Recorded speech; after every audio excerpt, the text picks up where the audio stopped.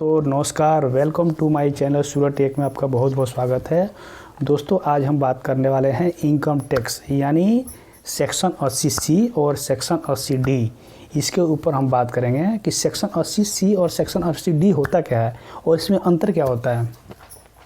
तो दोस्तों, ये आपके देख रहे हैं कि PPF, EPF, NPS, NSC, SSY और जो है कि SCSS और TSFD, इसके जो है कि ये सब सेक्शन 80C में आते हैं। इसके मतलब क्या होता है, यानी अगर आप समझें कि सेक्शन 80C होता क्या है, तो इनकम टैक्स सेक्शन 1961 के सेक्शन 80C एक ऐसा सरकारी नियम है जो कि कुछ निर्धारित खर्चों, जमाओं और निवेशों में 1.5 लाख पर टैक्स की छूट लेने का अधिकार होता है। ठीक है दोस्तों, छूट सिर्फ व्यक्तिगत और हिंदू अविवाहित परिवार की श्रेणी में आने वाले करदाताओं को मिलती है। ठीक है, यह जो है कि छूट जो है कि इंडस्ट्री या जो है कि कॉर्पोरेट को नहीं मिलता है, सिर्फ जो है कि अपने इंडिविजुअल को ही मिलता है। सेक्शन 80 के तहत सरकारी एवं कंपनी सेक्शन 80 के तहत जो है सरकारी एवं कंपनी द्वारा दोनों योगदान पर टैक्स छूट मिलता है। इस धारा का लाभ उठाने के लिए सरकार कर्मचारी को बेसिक सैलरी, इस लाभ को उठाने के लिए जो कर्मचारी को बेसिक सैलरी प्लस महंगाई भत्ता 10% से अधिक नहीं होना चाहिए।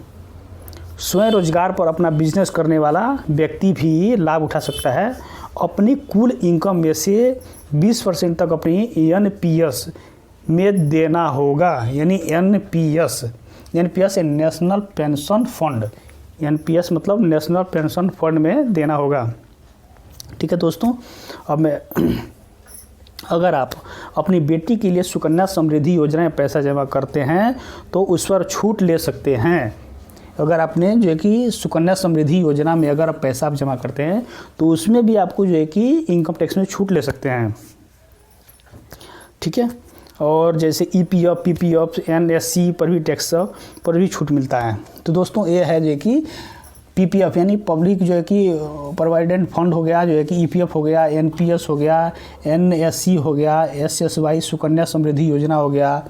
इस दोस्तों, ये आपके जो है कि जितने भी जो है कि धारा 80C के तहत पात्र उपकरण हैं उनमें जो है कि आपको मैंने बताया ये जो है कि 80C। अब मैं दोस्तों आपको बताने जा रहा हूँ सेक्शन जो है कि 80D।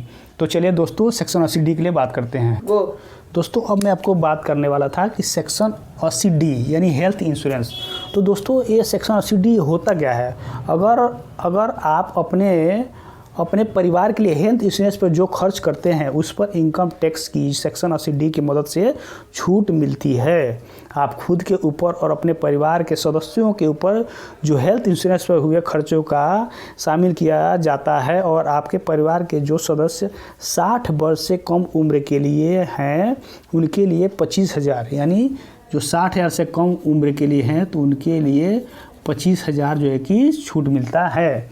और जो 60,000 से ज़्यादा हैं उनके लिए जो है कि 50,000 के जो है छूट मिलता है।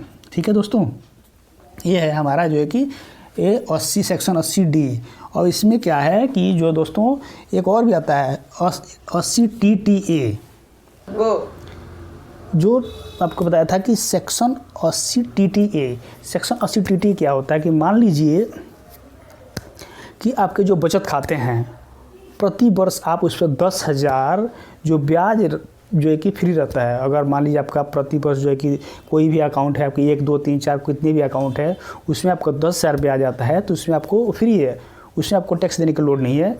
लेकिन अगर आपको जो है कि 10,000 से ज़्यादा अगर ब्याज